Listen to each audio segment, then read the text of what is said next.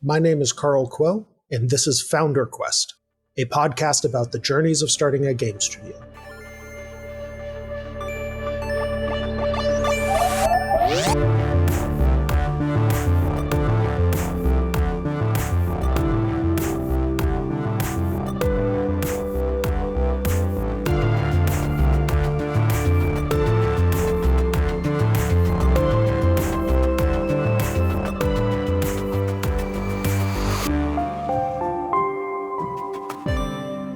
Today's conversation is with Jessica Murrey, who founded Wicked Saints in 2020.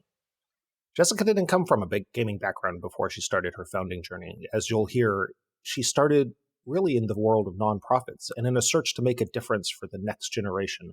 And as part of that, she embarked on a long journey that would kind of eventually become a game studio.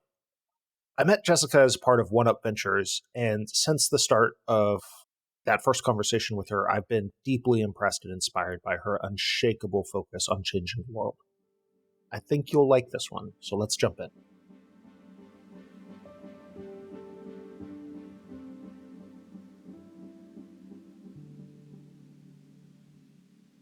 I'd love to start with sort of the question of, you're decided to start Wicked Saints, right? Like you're like, I'm going to go and do this. What led up to that moment that pushed you over the edge of like, yeah, I'm going to go and found a company? Yeah, it's a good question. How did I get started? Like why did I even start? I had no dreams or ambitions about starting my own company. I never thought that I would have a company. I went to school for journalism, international relations. I wanted to like tell stories. I want to change the world.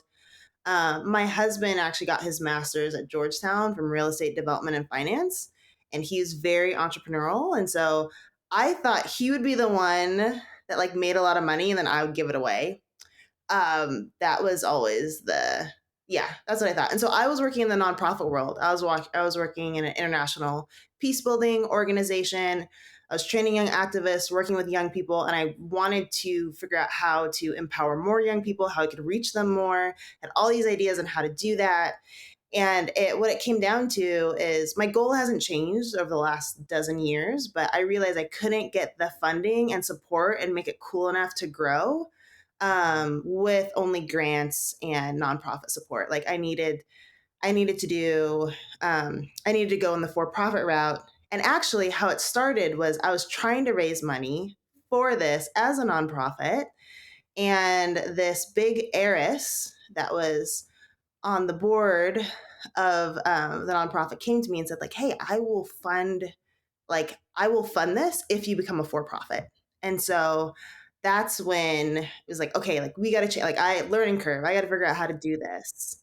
And that was kind of my big leap to like, okay, like let's make a business plan. Let's figure out how to make this a business. I can imagine that going from the world of nonprofits, which I think you have to know so much about that world of business because everything's on a razor's edge. You're constantly fundraising in a lot of ways. But going from that into the world of startup for profit had to have been a kind of intimidating learning curve in some ways. Did it end up being as intimidating as it first seemed? And like, how did you go about like getting all that knowledge? You're like, okay, I'm going to do this. How did you go about like learning all that?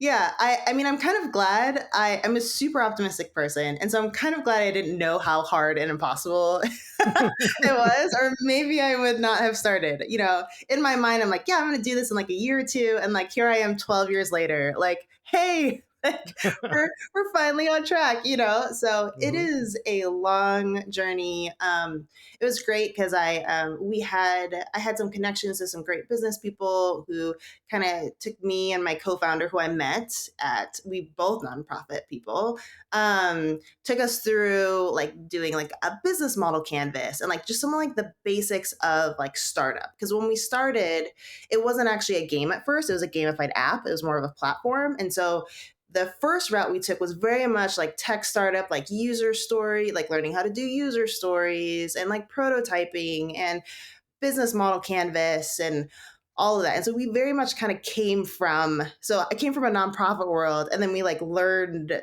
like on a very like tech business world that was like Hmm. outside of games. The heiress that I mentioned actually didn't end up investing in us. And so, that's a whole nother story. So that was like a year that I thought we'd, so I quit my job and did not get money. And so a year later, so that was rough, but during that time, just trying to learn. I've always loved writing.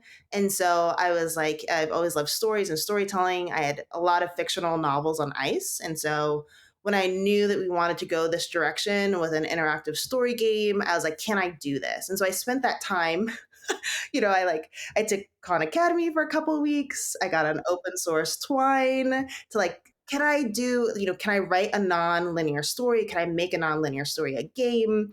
And so that's what I spent that time doing, and it was great because I learned so much. It gave me confidence and it also gave me some chops in the gaming world when people played my stupid little Twine game. That's still on our website if anyone wants to play. It's still there, and it's still dear to my heart. But yes, it That's was a amazing. it was a journey for sure. Yeah, I think the the optimism to not know how hard it is. I think there's the meme that goes around on the internet every once in a while. We don't do this because it's easy, but because we thought it would be easy. It certainly plays a role in a lot of people's learning journey. But so you went on this wild journey, learning all these things. You are now 12 years in. You have a studio up and running. You recognize now that heiresses do not necessarily invest when they ask you to leave your job. Besides that one particular piece of advice, what would you say to someone who is at that point where they're like, I think I want to start a studio? Yeah, I have I'm very much, I mean, this is biased to me because I'm a creator. I am a creator, my co-founder is the adult.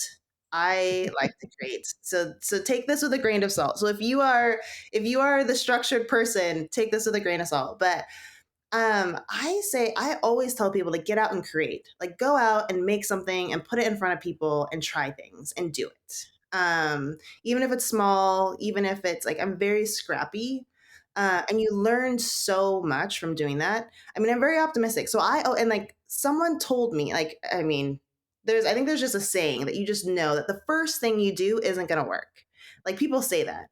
And I've heard that so many times, and I'm always like, yes, it is. It's gonna work. Like my first, it's gonna work. And here I am 12 years later, like, 12 years of failure later. It's like, no, none of those things actually worked. But every time I put it out, I was so sure it was going to work and be huge and just but every time I put something out that I created and I learned from like the crappiest little prototype demo to like my Twine that had no images and was just text on a website, I learned so much and it's so valuable. And I'm so grateful now that none of my early ideas worked the way that I envisioned them working, because what I have now is so much richer, and it's going to be just a million times better than my first ideas, which I was so confident were going to work immediately. And it's not that hard. It's not that hard to build a game. What are you talking about? Super It's not that easy, hard to so like easy. do a $1 million company. Like, what do you eat? Like, so. Yeah, my favorite joke that we often use at Gem and Tea is making games is easy. Surely there's just a checkbox in Unreal that you just check it and the game's done, right? Like, Game is done. It's so easy. Yeah, and it's interesting, because it's what's been really fun about the journey is I very much believe that differences are something to be celebrated. And so I come from a very different background than a typical game designer. I didn't come from a game studio, which is usually first checkbox, right? that you that you look for. But it was really cool because what I did is I did media-based behavior change and social change communication. Like, how do you shift attitudes and behavior with storytelling, with experiences, with campaigns? And so all that time I spent a lot of time in the field in like different, like, and all over from like Burundi, Myanmar, Nigeria, all over, working with just like basic human motivation and like doing trainings that involved a lot of gameplay and just like really getting into the mind of the audience.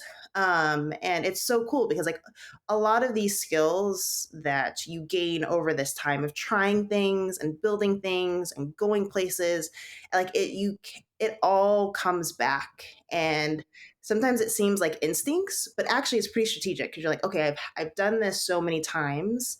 Like how like, and that's one of our actual at Wicked Saints, we like one of our values is nonconformity.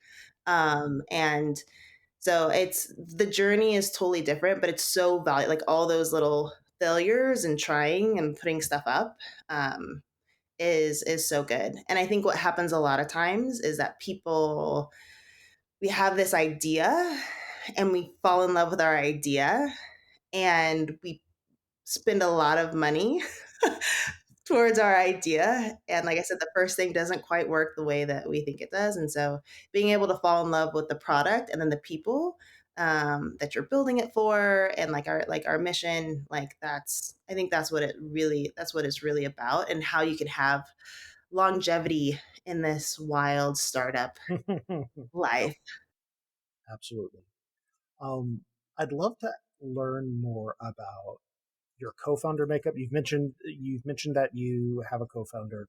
I'd love to learn, what is sort of beyond being the adult in the room, as you put it, I think earlier. What is sort of their role and their background, and then how did you meet them? Yes, and so my co-founder is Alicia Clifton, and she is the like she makes things work from the background, but you often won't hear her speak. She actually just I shouldn't say that. She spoke at a one of the psychology conferences later. So Alicia is a behavioral science researcher and has done groundbreaking research in cognitive psychology. And so she's really passionate about behavioral economics and like how do you make the right thing the easy thing. And she has had a she also started off in the nonprofit world. She started off doing but also a lot of like operations on that side, so where I was doing like a lot of like creative campaign work, messaging, brand work. She was doing like the operations of like running these small organizations. And so, I think she started off doing doing refugee rehoming, like Buffalo, New York, and then she went off to do stuff with some like the biggest NGOs, working in like from like Rwanda to I think of Sri Lanka. And other places. And then she arrived at Search. So she was really passionate. So in all these places that she went, she saw in like the highest poverty places, like it was a lot of times the root cause of it is due to violence. And you just can't get out of these violent cycles, whether that violence is emotional, physical, structural in the sense of oppression. And so she wanted to study conflict resolution and went back, got her master's at it. Search for Common Ground is, like I said, world's largest peace building organization, nominated for a Nobel Peace Prize. They have offices in 35 countries all over the world. They're everything from reconciliation after genocide, prevention of mass atrocity work, countering violent extremism, and they have this really unique approach to conflict, believing our inability to deal with difference stops us from making progress in every single issue we face, whether you care about the environment, whether you care about democracy, equality, whatever it is, we have to be able to collaboratively problem solve with each other. So she came to Search, but the job that she got within Search was actually doing their fundraising kind of thing, and like what they call it, strategic development. And so we came in, we were like young. And so I came to Search, I was like 24, 25. Alicia was a couple years older than me. She's like 26. So she's already lived all this life, right? Before. She's like 26. And Search was very decentralized. And so offices in 35 countries, but the countries are run by the local makeup of whatever that conflict is, which is how it should be. So like local staff, local country directors, and so Alicia had been working there for the fundraising department for a little bit. I came in as a social media coordinator, is how they hired me. And so my background is like, so I did awareness campaigns before coming in. So anti-child abuse, domestic abuse, you know, all those things. And I was like, how do you stop bad things from happening? And I wanted to figure out how to stop violence. And so like that, like, so that's like, so we're now together at this place of search for common ground in Washington, DC. And Alicia couldn't raise money without stories from the field, or like the website was just horrendous. I think we had like 17 tabs or something like on like the main page of our website. It was like bad. And when I got into search, I didn't realize that I was the only person in the comms department. So they hired me, this like 25-year-old, as like, and I had won an Emmy. So it was like, oh, but they like hired me as a social media coordinator. And I get there and I'm reporting directly to the president CEO. And I had no one. All I got when I showed up my first day was a piece of paper that had my logins um, for all the social media accounts, nothing else. So I didn't even have information for all these different countries, like how to get a hold of them. There was nothing. But Alicia sees me come in and she's like, "This is the person that's over the website, over the social media." And she immediately just like took me and she like showed me how to log into my computer. There was like no orientation, right? Showed me how to log into my computer, like how to like all the basic things. And then her and I basically just went rogue together. And we ended up rebranding the whole organization. We did like market tests together because she's like all science based and stuff. So like I had like the creative ideas, we'd do it together, we'd test it and market test it to figure out like how do we talk about, because peace building, like I said, like it's the core of everything basically. Like how do we simplify it? Because most people couldn't picture what peace building looked like, let alone like get them on board. And so we did market testing together. We ended up rebranding the organization, new tagline, new website, new logo, new colors. None of it got approved. We just did it. It's like I look back and I'm like, oh my gosh, this is so we're such little turds. We just like did it, and then I needed to like build. So I built relationships with our country offices, and they needed to tell better stories and do more campaigns. And so I started doing trainings with them because it's very much like I didn't. We weren't centralized. I couldn't just like demand that they do. They are literally saving lives, Yeah, and yeah, so I have to like make a case. So I'm like building relationships, like, oh no, this is how I can help you. And then like I help them, like, oh, we'll send you the stories. I'm like, great, and then they started pulling me um into the field. And so Alicia and I worked together for years, and it's about everything we did, we worked together on.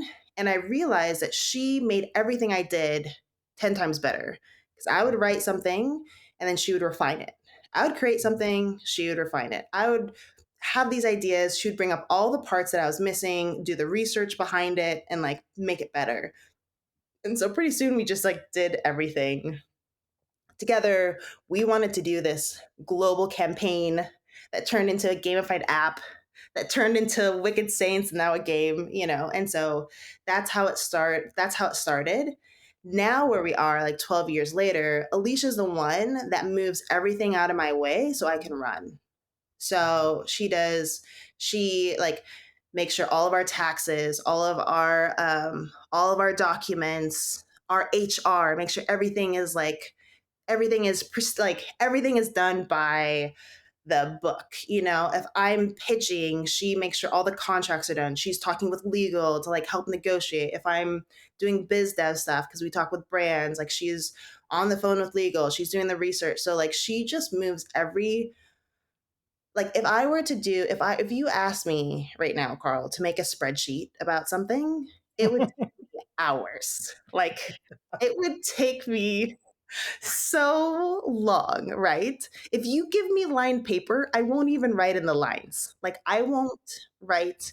And so she will take my wildness and then put it into like look at it and be like, okay, this fits with this strategy. Actually, this is backed by research. It's not just a crazy idea by Jess, and yeah. put it into an implementation plan with on a spreadsheet with tabs and assign people and like roadmap, and like we're ready to go. And so together we feel like we could be president together, right? Like the two of us. And so a lot of times people just see me because like I'm the face, the storyteller, everything that, but like I would not be Jess without Alicia behind me, and people don't people often don't see Alicia, but Alicia, like there would be no Wicked Saints without Alicia. Yeah, like those humans that complement our brains, I guess, like not even skill sets, but complement our brains and like end up being the other half of our brain, I think are so valuable. They're huge. And the thing about Alicia and I that I think like really works is because Alicia and I are so different. Like we are so different. Um, but like cannot stress enough how different we are, even in like our values, like our, and it's funny because we're both like come from the conflict resolution world. So you should hear us like when we like get into it, and she's like, Jess, I feel like you're not hearing what I'm trying to. I'm like, okay, so like we're Yeah. different, but the thing is that we are both completely 1000% bought into our mission. Like we were willing to change careers, whole sectors to pursue this mission, which is to empower Gen Z to build a better world, live a happier. Like this is our mission has never changed. And so whenever we talk and we have disagreements or we're seeing things from a different angle, we can trust that at the end of the day, the decision that's going to be made is like what's best for our mission.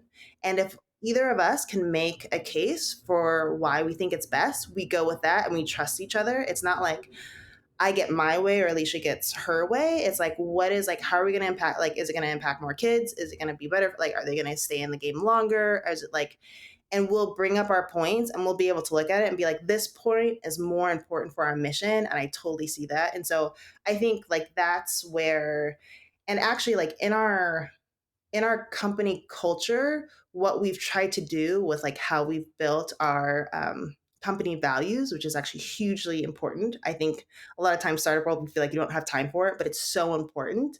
Is what we've tried to do is like we've dissected Alicia and my relationship and how we work together because we know we always come up with something better together than separately. And we've basically like dissected that relationship and we've pulled out these major parts of it around nonconformity, about being centered on purpose, about greatness being a combination of audacity and evidence based, and then curiosity, like just getting curious about stuff and getting instead of getting ego or possessive, and having fun. And we've basically dissected our relationship and like how and why do we work so well together and like how do we get the rest of our team to work at that level with each other in that same kind of spirit. So yes, that's kind of like the DNA of even our company and how we try to run it. Now, when you moved from more like from when you started with gamified app and then you started to realize, oh, we're going to go and make like not just a gamified app, but like a game. Was there ever a moment that you felt like, oh, I actually need to find potentially another co-founder level human who is more from the game world? Or was it just, more like, hey, me and Alicia, we got whatever's coming our way. And so we don't need to find other co-founders. We just need to go and find staff, basically. Yeah, our team leadership is like so Alicia and I are definitely co-founders, but our leadership is freaking badass. So we have Daphne is our CTO, so she's like Forbes 50 Women in Tech.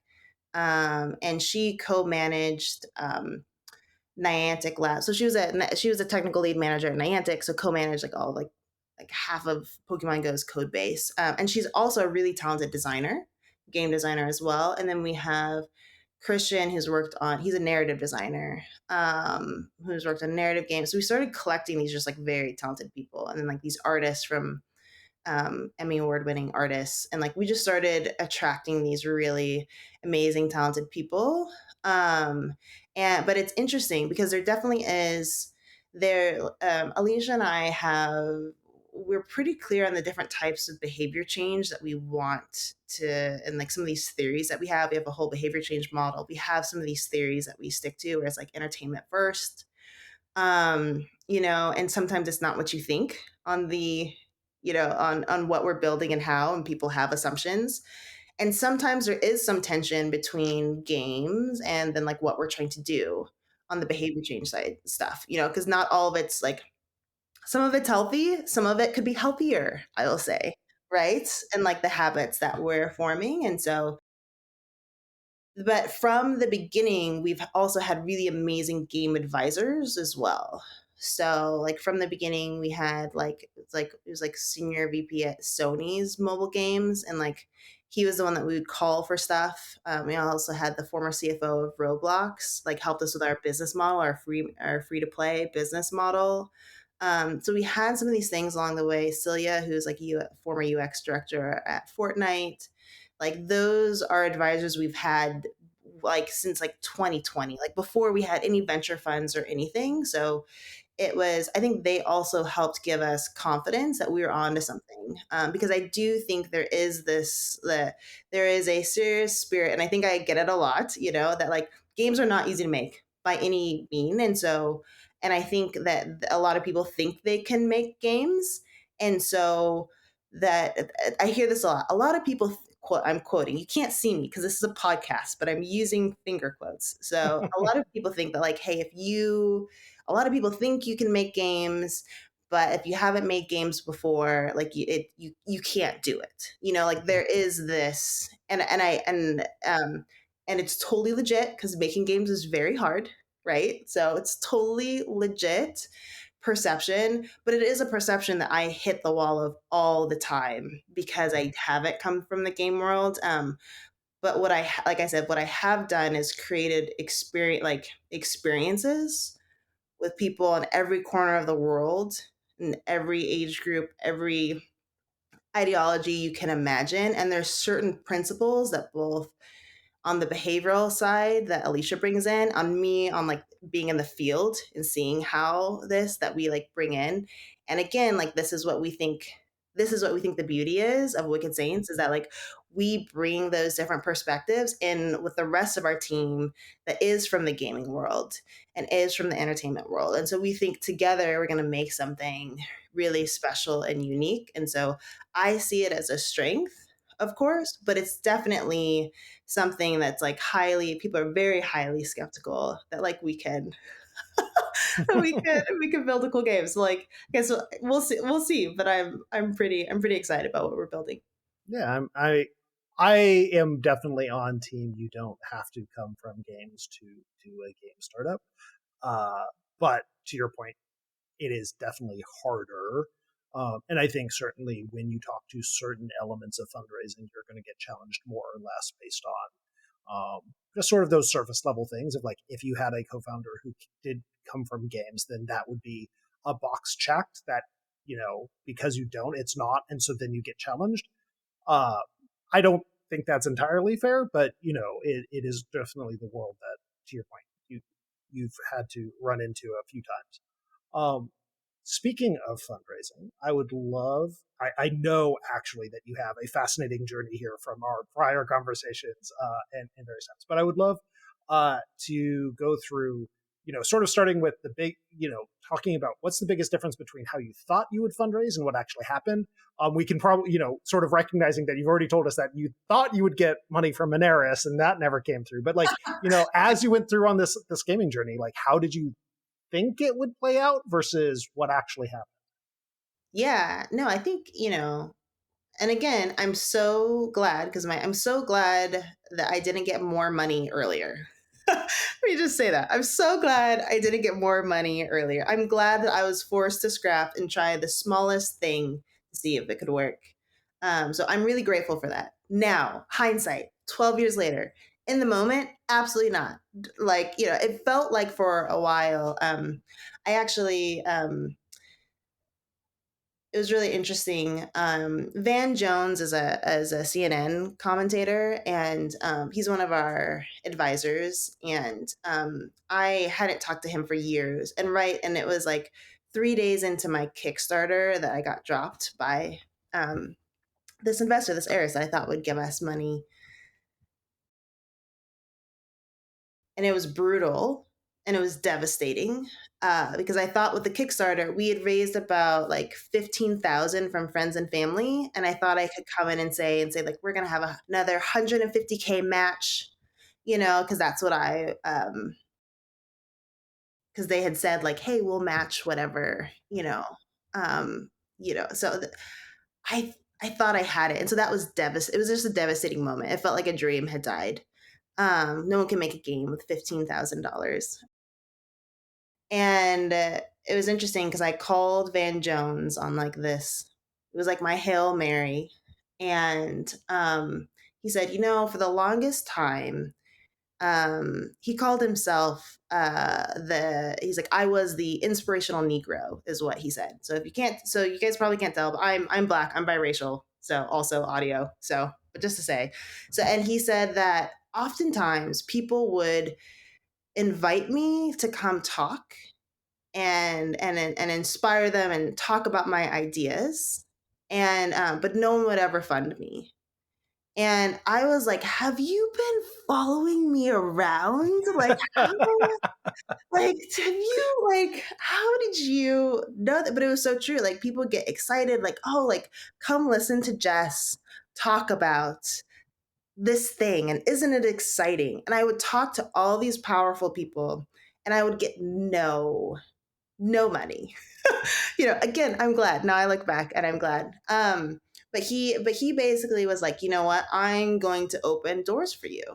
And he did. He introduced me to Chris Lyons at Andreessen Horowitz, which is not invested. But Chris heard my terrible first ever pitch and passed me off to Charles at Precursor Ventures, who also didn't invest at that time. But again, like, people got to see your growth.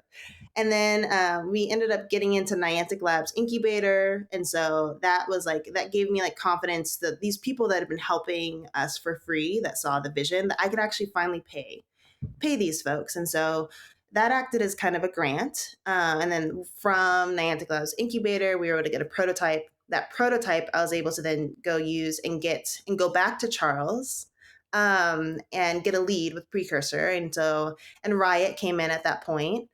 And so gave us some links. We also had some amazing angels that came in. And so that was like a $1 million round. So again, like small, 15,000, 15,000, get I like mean, it's a couple more zeros than couple more. 15,000. So Yeah, exactly. We're moving up. We're moving up. Um, and then with that pre-seed, we did a pilot in Canada and learned a lot, but we didn't hit the numbers that we needed to hit. And we learned, like, okay, we need to change. We had put augmented reality in our core loop, and it was like a big, ended up being a big turning point. And so we still are using augmented reality, but like, we wanted to make it more of an earned thing. So we saw some things that we wanted to change. And then it was time to raise the seed round. And that was hard. So, and it was in 2023, which it was already hard to raise money. It was also specifically hard for Black founders. Only 0.5% went to Black founders that whole year. And games was really hard, especially mobile games. No one was, didn't seem like anyone was funding mobile games. And I had one of my, now he's an investor and advisor.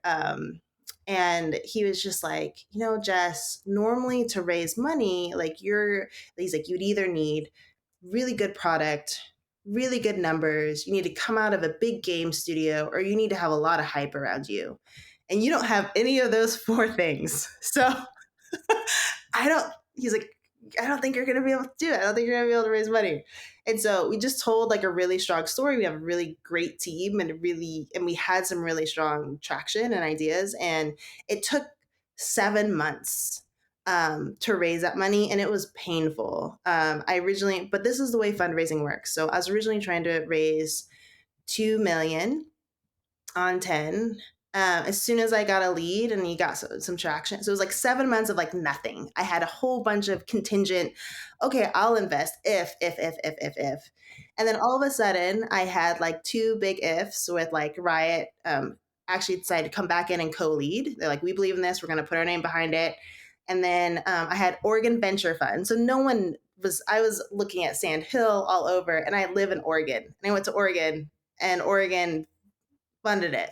And now all of a sudden I'm trying to raise 2 million. I end up getting 4.25 million, and we're way oversubscribed, and we had to and we had to cut back. But it's so interesting. This whole fundraising game is a game. It's a game. It's signals. What signals do you have?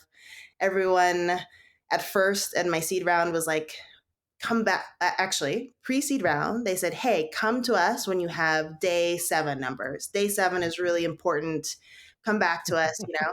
And so then during that pre-seed time, we spent all of our time doing getting to like 7 days worth of content. And then I go to raise my seed and they're like, oh, sorry, we won't look at you until you have day 30 numbers. Come back to us when you have day 30 numbers. And they need to be at this amount. And it's funny because it's total BS. Because I just raised an opportunity round again with no numbers and no numbers, didn't show the product, but we have traction on the other side, you know, and on something that everyone told me wouldn't work. Again, using that advantage of our business model is really unique.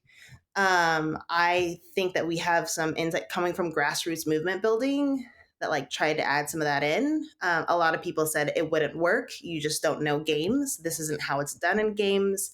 And I didn't get the time of day on that. And now it's great because like these things that people said couldn't happen are happening. And now and we're raising without, you know, some of these other goalposts that have been set but always tend to move once you get close to them.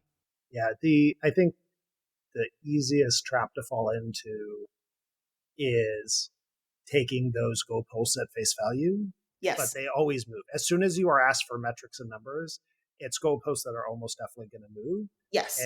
And so much of it is understanding like what's underneath there. Like why are you saying that number? Because that's telling me your anxiety, and now I just need to address your anxiety. Yeah, no, totally. And sometimes they just say it if they're not interested yet. Like Yep. if they're like instead of just saying like no, I don't think this will work or whatever, they want to keep you in good graces because maybe it will work. And Yeah. so it's a no, you know, but it's a like, hey, actually like, hey, this is what we're really looking to see. I really want you to see like a really want to see, you know, or day 1 at 45, come back to us, you know, when you get there or whatever it is. But it's simply a no. Um, and it's really hard because founders change their whole strategy, their whole roadmap to try to hit those numbers. Like it becomes all about rate, like how do I raise the money? And it can be really distracting from this just building a really fantastic product. That's you know that's gonna live and doing what's best for you in that way. 100%. I want to start to narrow the focus a little bit into very specifically you and your journey. But I want to start still in fundraising of like, you went on this very long journey, got told no a lot, which, happens in fundraising, but especially in 2023 for Black founders, I think happened even more so. What was the hardest part of the fundraising journey for you personally? Like what were the areas that you struggled with the most versus other areas? Maybe I imagine it's kind of a give and take with Alicia of like there were some areas where you struggled really hard and she was fine, and then some areas where she was fine but she struggled and you were fine. But like what were the ones for you that were the hardest things to deal with in that fundraising? Yeah, there's a lot of trials and tribulations in fundraising, and some of them happened. Something kind of happens every year. I feel like some things, you know, it's hard and it's exhausting to just be out there. You get rejected. You get mostly rejections, and you're out there. You're pouring your heart and soul out, you know, and people are picking it apart. It's hard. That thankfully I'm not super sensitive, and I think that's helpful. I don't take it. I don't find my self worth in whether I'm accepted or not, and so I feel like I'm a little protected in that way. I don't take it as personal affronts. Um, so I think in that way it's helpful, but it's rough. You know, my first time doing my pre-seed round, and I was still trying to understand all those. I keep saying the D numbers. This is huge in free to play. So day 1 retention, day 7 retention, day 9. And I had a pitch to someone that I was really excited to pitch to, who's like the right hand of someone really big. And at the beginning of the pitch just was like, hey, don't go through your deck. I wanted to go right to my numbers and my projections, and started quizzing me a little bit on my day numbers that I thought I could get. And he asked me a question and I stumbled on it. And he was like, yeah, see, you have no idea what you're talking about. He was like, he's like, and I will never forget this. He said, you'll get dumb money if you're lucky. And and then he just started ripping everything apart. And at that point I actually brought in my co-founder because I'm like, maybe I can learn something from this. But like, this person's not investing anyway, so let me just like bring in my co-founder to maybe like hear what I missed. And then that weekend I called one of my advisors who was at Sony, and he walked me through all the genres, all the numbers, all the things, you know. So that was rough. A year later, it's just like some of these treatment things where it's like most of the time you get rejected, but like you just like get treated like dirt. Sometimes that's hard. Um, Last year it was I had this big, so imagine one of the biggest tech companies. I won't say who.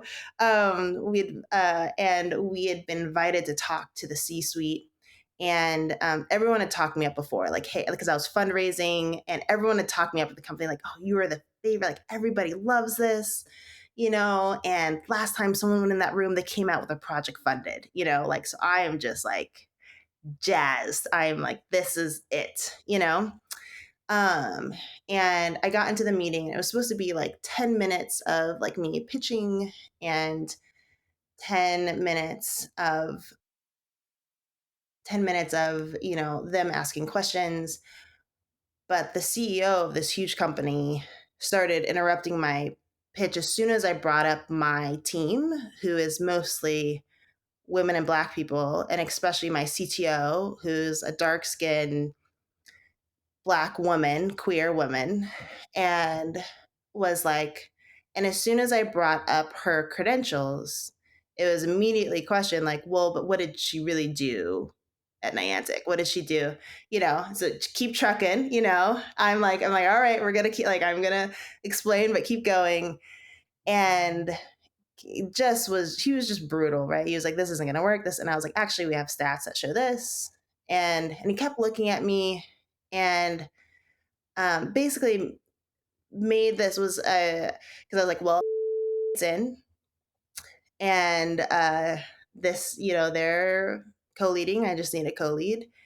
And he basically said that, like, oh, you're a woman, and its reputation with women. Oh, that's why they invested in you. Okay, and he said it out. He said the quiet part out loud in the room full of, and no one said anything, of course. And at that, actually, someone was like, Jess, thank you so much for coming, you know. And all I said at that point was like, I was like, I've had a fantastic experience with had my back in like all the way, you know. But like, it was just, it was just and I remember getting in the car after that one.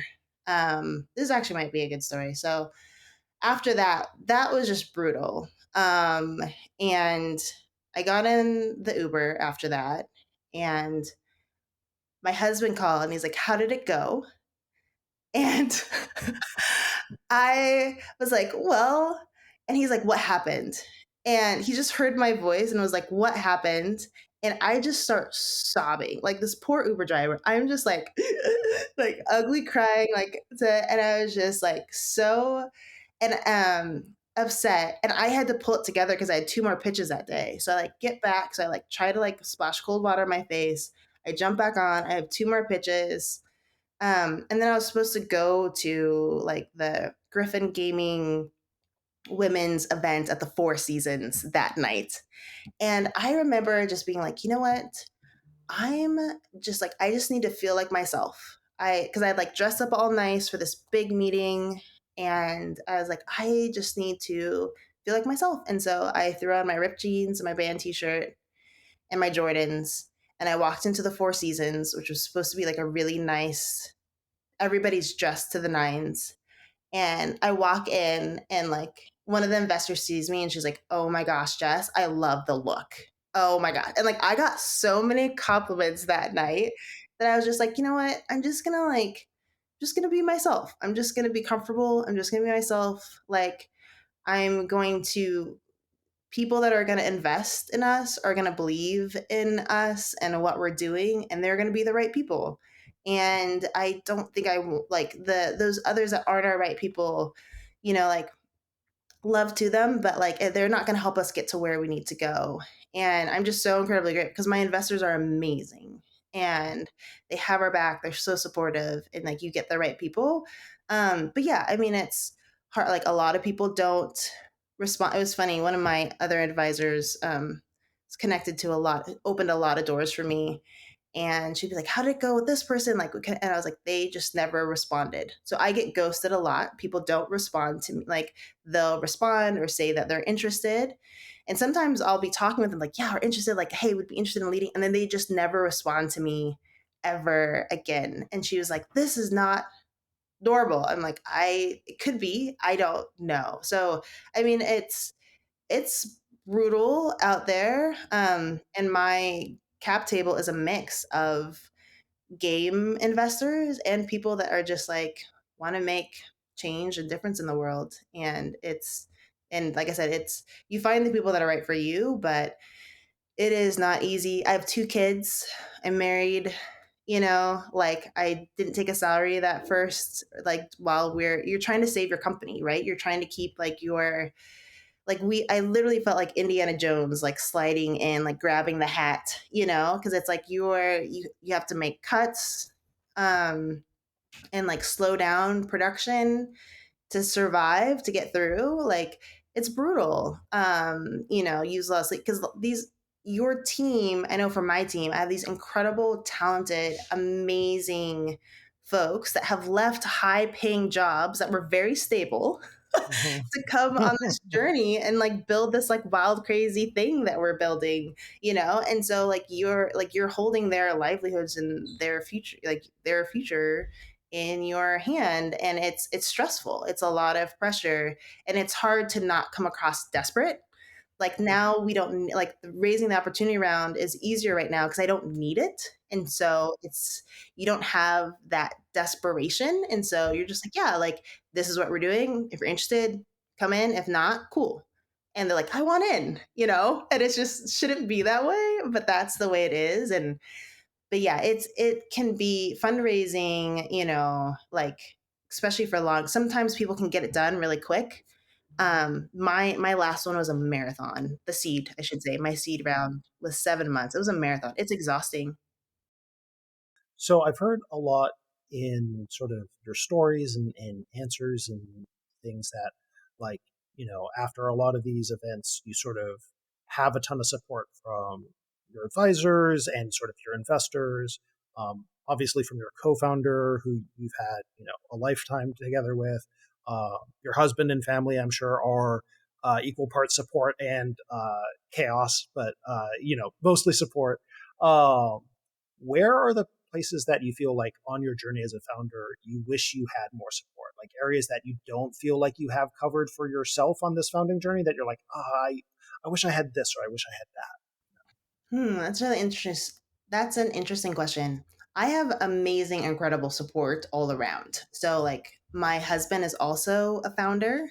And so it's like even extra kind of support on just like understanding, He's also just like incredible. Like, he does all the cooking. He like is like super dad. So I literally like, we do it all together, which is amazing. This is one of the reasons why I live in my small town. So I live in Medford, Oregon. And yes, I've raised money from Medford, Oregon. I'm currently living in Medford, Oregon. It is my hometown. I have left. Okay. I've left, but I live in my hometown. And this is the reason why is like my mom is here. My grandma is here. My kids go to this small school with a lot of people that I grew up with, and like they like, oh, Jess, you're traveling. I'll grab Lincoln, who's my daughter, and like, oh, I got her. I'll take her to practice. They take them to practice, while someone else takes my son to practice, and they're like, hey, like they just like they pick up the kids and like, oh, there's a birthday party. Like they are just like there and supportive. And like my kids have this amazing, it helps a lot with like the mom guilt and stuff. Cause my kids, if they're not with me, my mom has horses at a barn. And so they're riding horses, or they're with my grandma, like doing like cards and quilting, or they're with their other friend, so that helps with a lot of the guilt. And just like feeling like my kids have a good life. They play with the neighbor, like even my neighbors just like support. Like my kids play outside till it's dark and like can go in the neighbors. Like the neighbors feed them sometimes. Like it's just like support system is huge. So like the areas where I don't like have, it's really, I'm trying to think honestly. Like I feel very lucky because there's like the personal side, there's the business side. My investors are amazing. There's my team side. My team is just like the coolest team in the whole entire world. And then a lot of people want to help because of what we're doing. People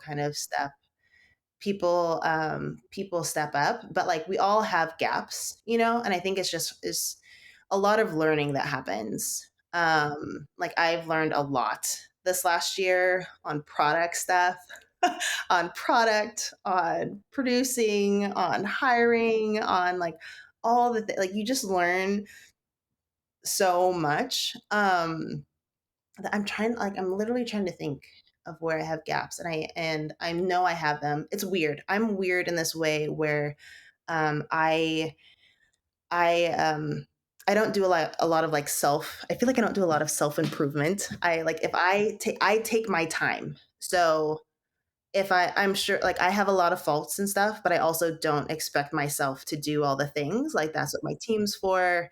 And so the time I actually take for myself. And it usually is like me reading a ridiculous fantasy novel. I don't read any books or like listen to like anything that could probably help me in life or business, which is like, I'm like, should I be saying this out loud? Um, because what I realized for me, and I think everybody's different, but I am at my best when I'm having fun. This means like as a parent, as a wife, and as creative director, as CEO, and so I need to have some joy and fun in my life, and so I will carve out time for that. For me, if I'm not having, especially if it's like not fun fundraising, then I need to carve out that time, that I have some of my time to enjoy myself. And it's usually falling into a story that's ridiculous and fun and out of this world. So I mean, I think, there's definitely, um, how should I put this? I think there's an element of luck in sort of all of our lives, but at the same time, like what I really want to highlight is I think you've been very disciplined and diligent about setting up your support structures, and that's amazing as a founder, right? Like I wish I was more disciplined and determined to set things up. So the support structure, I do. It is huge, and I couldn't do it without it. And it's why I live in a small town, in my small hometown. And I think, for a long time, people were like, hey, you can't do what you're doing without being in a city. And I was like, no, you don't understand. Like, I couldn't do it in some city that's away from all of my support structures and be mom and Jess. That's like everyone, because here in Southern Oregon, I'm not CEO of like this venture backed or like whatever. It's like Jess, like how's it like I'm the girl that's like working out and has her hair crazy all the time, or like the mom that's always running late and like like me with the other soccer mom. I'm just like Jess. And there's something very freeing about not having, I don't have to, I don't dress up and go out anywhere. We go on hikes and we go paddle boarding and we go out to the river, and like there's nothing statusy to do. And then when I travel to the city, that's when I get it all in, right? That's when I meet with all the investors. I go to the conferences, the events, and then I get to come home and be away from that. And part of being creative is really is important to my success, and our success as a company. And so that's what it takes. yep, absolutely. So let me ask you a totally unfair question. If let's fast forward, let's say another even 12 years. You're at year 24 of this journey, and you have to decide whether or not you want to start another company. After the experience you've had so far, would you? This is so funny because people are always like, "Oh, Jess," like I even have an advisor that was like, "Oh, I'm so like I want to start my next company with you," and I'm like, "You guys don't understand, okay? I did not set out to start a company. That was not the goal. The goal was to like change the world. No, like change, like to reach this goal to empower young people. So honestly, I am the only and the thing like for me, if it was about building something and making money, I don't think I would put in the time and effort and stress and all of that to do that. For me, it's just like that value is it's I don't find value off of that. I do love creating, but I will go write a book. I will go write a book. I will create like I don't need anyone to do that anyway. So this is a long way of saying like this is it. This is my thing. We're gonna make this work. And then the what I would see though, like what I would love to do is when World Reborn takes off, when Wicked Saints takes off and we start making good money, I would love to set up a foundation so that the kids that make it to a certain level at our game can come to us and we can fund bigger projects that they're doing. I could see being moving over so someone that's better at being a CEO could come in and make it bigger and better. And then just trying to support kids where I can. I also very much care about the vulnerable. I think like it's hard to do other work. What I think I basically I'm like I probably should be saying this like investors listening and stuff like that. But I like to me money is made up. Money is made up. Brands, fancy cars, like it's all made up. What really matters is relationships and people. And I am so rich with the relationships I have in my life. I couldn't imagine it being more. And I think other people, there's a lot of suffering in this world and there's a lot of vulnerable groups. And I want to continue to put my time and focus towards them, whether that's giving away money, making things, but I don't have desire to just to be a company builder. It was I will probably at some point when I feel like I probably will go like literally go write a book. I'll go write some books and I'll be happy as a clam. I do like the idea and the sort of answer that you wove in there a little bit of. I probably wouldn't start another for-profit company, but I will almost definitely start a non-profit here at some point, which is just it's you like to your own journey. I think often it's the reverse, but I love that you're like this for-profit stuff, but non-profits, let's do them. Yeah, whatever.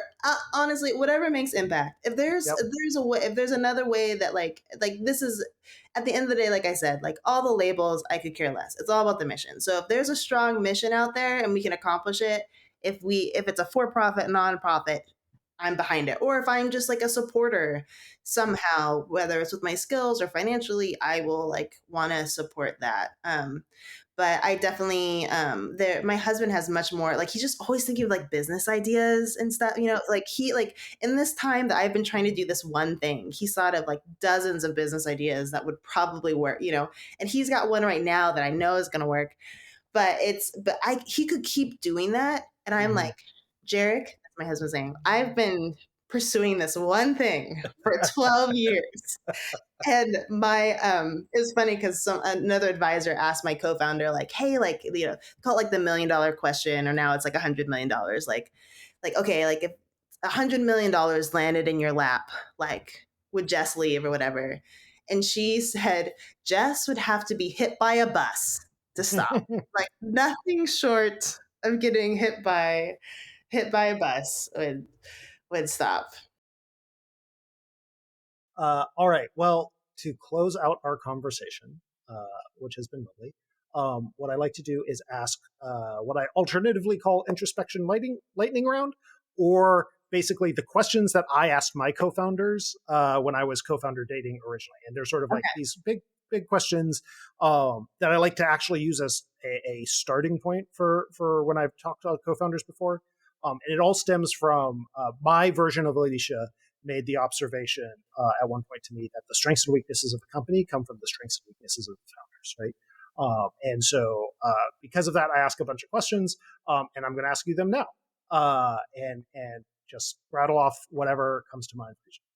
What is your superpower?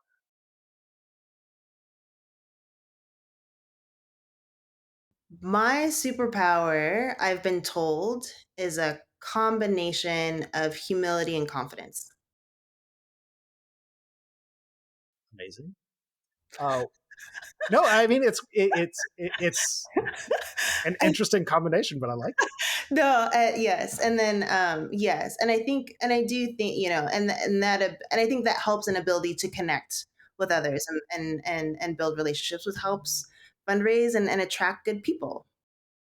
Yeah, I definitely confidence. So this is an aside, but I'm preparing for a fundraise, and one of the things that my co-founders keep hitting me about is having a better balance of that humility and confidence, right? Like I think I am by nature someone who doesn't like self bragging or putting on airs or anything like that. And so often I am reflexively overly humble. And they're like, no, no, no. Like earlier today, I was talking to someone and I was like, oh, just use founder. Cause like like technically I'm the CEO, but like we're not that fancy enough for these titles. And he's like, Carl, you're going to be talking to investors. You have to use the title, man. Right. Um, Yeah, my husband's the same. My husband's the same way. He's the same way. He like downplays stuff. I'm like, that's exciting. Like, get excited about it. Show the excitement. yeah. Awesome. So outside of your superpower, what are your biggest strengths? Biggest strengths outside of that. Um, so I I would say storytelling, and I think storytelling gets you pretty far. Like, I am not the smartest in the room, like ever, but like storytelling can get you really far, and so I think storytelling helps a lot. People think people think that I work off of instincts, but actually it's a lot of strategy. So I very focused on strategic stuff. So I don't care about what's been done before or what's worked. I do want to, I don't want to just understand what's worked before, but like why it's worked. And then dissect it and figure out like, how does it hit our points? Like how do we get where we need to go? And so in just about everything, I think about the objective and the audience. The audience centered approach is really important to all the campaign stuff and behavior change communication. And so, very audience centered, very like, what is, I want the audience to feel this, the player to feel this at any other point. And so, I'm always holding my objectives and audience in my mind for just about any and everything, including pitching, right? Including whether it's product or pitching or giving things on art and brand, whatever it is. So I would think those are, I think those are my two strengths. Awesome. And the flip side of that, of course, is what are your big weaknesses? Weaknesses. Um, I am, I am not the most organized person. I am perfectly fine in chaos, and so I feel bad for everybody else. So it's definitely, I definitely feel bad like for the team sometimes because I'm all over the place, and a lot of times I'm working on verbalizing my strategic thinking more because it looks like just an idea has come out of nowhere. But usually it's like, okay, like I'm seeing this in the data, I'm seeing this in the player surveys, and I think this is actually coming from here. And so if we do this, oh, that's a problem. But oh, like we could do this. But what comes out is like, we should do this thing. That seems like it's come out of complete left field. So it's something that I'm constantly working on. It's basically working back from because I just seem like an ideas person. So working back the idea and connecting it to the strategy, and so the chaos and being unorganized, absolutely. Um, I can't focus on more than one thing at once, like at all. Like I I am not a multitasker. I cannot multitask. So I highly prioritize things a lot. So Yes. Definitely, I think definitely that sometimes I do think some other weak spots I have is because I'm compassionate, but I'm not super empathetic. And I've had to work on empathy, and I'm also not super sensitive. And so sometimes I will miss things because I don't, there's a lot of things. When I say I don't care, it sounds like messed up. It's not that I'm saying like I don't care, but there's like a lot of things that people hold dear, and have like these values that I don't necessarily have. I'm also not like quite sensitive, and so if someone is trying to hint stuff at me, sometimes I'll miss it, or I like won't read between the lines. Like there's a lot of that because I very much look at something where I'm like, even like an emotion, like, will this emotion help me reach this objective? Like, and if not, then I'm like, cool, then I don't need it here. Like, I recently had someone that's come in to help with our team, an advisor that's like stepped on as like a big interim position and leadership. And she yesterday asked me, she's like, Jess, she's like, have I seen stressed Jess? I was like, yeah, I've been stressed. She's like, have I seen it? And I was like, yes, like you've seen, like I've been stressed, but like I don't want to stress out the team, or make them uncomfortable. And like if the stress doesn't help me make a good decision about what we should do or prioritize, like honestly, the thing that makes me the most nervous is when if I can't see a possibility or a path forward. As long as I see possibilities, even if things are going badly, I'm okay. But yeah, that's like, you know, so it's an example, I guess, of like how that works and how that plays off sometimes. Yeah. So speaking of stress, Jess, what are your stress reactions? Honestly, they're pretty physical. Like I get sick. Um, I don't have a lot of anxiety. I don't have a lot of depression. I don't go up and down. And because I'm so ruthless about it, like my husband says I'm a spaceship and I will like compartmentalize stuff and stuff that's like unhealthy before it like contaminates the rest of the ship. I like jettison. I don't drink, I don't do any substances, anything that can affect me. I don't do caffeine, I don't do alcohol. Um, and so I just get sick. My body just waits and wipes me out. And that's what happens. So So the last one is, what are your upkeep needs? What are the things that you need to have happening? I think I mostly mean in sort of a work context, but mhm. what are the things that you need to have happen in order to sort of keep you sane and Yeah, I think I think honesty is really huge, and not just honesty like being honest about like what you're seeing, what your concerns are, all of that, but also honesty when like there's like a problem that you're seeing, or whether it's like interpersonal, like between us, or someone else on the team, or if something's not working for you. Like I want to know because I want to problem solve. I don't take it personally. It's like, no, let's figure out, I want things brought to light so we can figure it out and how to fix them. And if they're not brought to light and if they're not brought forward, then we can't fix them. Or if you see a problem, you don't say anything, then we can't fix it.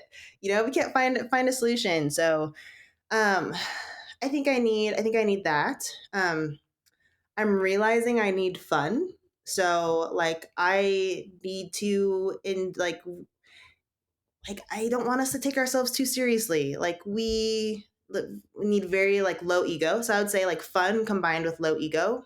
Um, I've noticed our team is pretty non-traditional, and I think those that have sometimes struggled on our team is that like it's nothing is like yours. Like we are not possessive, right? Like we're always going for the best outcome, the best, like what is going to get us closer to our objective.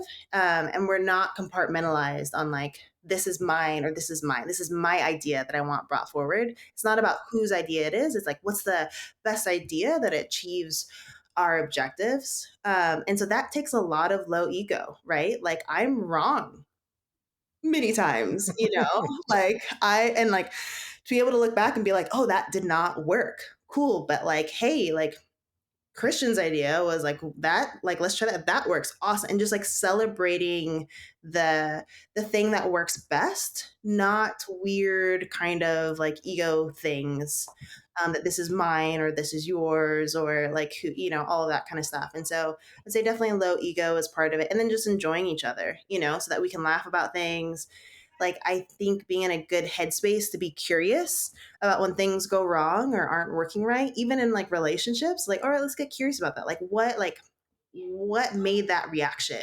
That wasn't my intention, but clearly like, so like, let's get curious about it. Like how do we fix it? And like, that's the kind of environment that I want to be in. And then for me personally, I just have to have some of that time. Like I just need my reading time. It's how I flow. And like I said, it cannot help me. It cannot be reading that is helpful to me in any way. But reading for fun, what it does for me is it means that I'm not on a screen. So I don't have any audio input or any screen blue light. And I will go to sleep with my house destroyed, dishes dirty in the sink, and I will walk away from all of that to have some time to read to myself and get like breathing, no input, fall asleep in a wild world where anything could happen. Like that is I've learned that I need that. And that means that my house is always messy and some things don't get done till tomorrow, but that's okay because that's what I need to be able to function okay the next day. Yeah, amazing. Well, thank you so much for joining us in the conversation. Is there anything here at the end of the show that you'd like to shout out or send out into the world here at the end? Yeah, I just want to send encouragement for folks. Like I think we're all different, and even if you don't fit whatever mold is being told that you need to fit in order to build a business or to create an idea or to raise money or whatever it is, that doesn't mean that you are not what you bring is not valuable. And that I actually think is an advantage. So just want to encourage you. You do not have to fit the mold. I actually love it when you don't. And so just be encouraged. And it might take longer than you think, but that doesn't mean that you're not failing forward. Absolutely. And if folks after this conversation want to get in touch with you, is there a best way for them to do so? Yes, LinkedIn is a great way to connect with me. Just write me a note so I know that you're not trying to sell me something. Write me a note on LinkedIn so I know you're not trying to sell me something. But LinkedIn is great for that. Just say that you heard me on the podcast and you want to connect. Also, through our website is a really great way too. So if you go to wickedsaints.studio, anytime anything is messaged there and is addressed to me, my team makes sure I see it. If I give you my email it's very possible that I will miss your name because I'm like I said, as I said, I'm organization is, is not my strong suit. My co-founder literally interviewed EAs for me when I was on vacation. So LinkedIn and through the website and also on Discord. If you join our Discord, a World Reborn Discord, and you write my team will get a hold of me and make sure that I otherwise, like I said, strengths and weaknesses. Exactly. Well, thank you so much for joining us. Really enjoyed having you on. Awesome. Thank you, Carl. Thanks for listening to the entire episode. If you enjoyed it, please share it with your friends or anyone you think could benefit from it, and leave us a positive rating or subscribe. This episode was edited by Christopher Delano, music by Jake Hall, who's available for composer work in games. And if you're interested in learning more about the Game Founder support community, go to gamefounders.org or email me at carl@gamefounders.org. Thanks so much.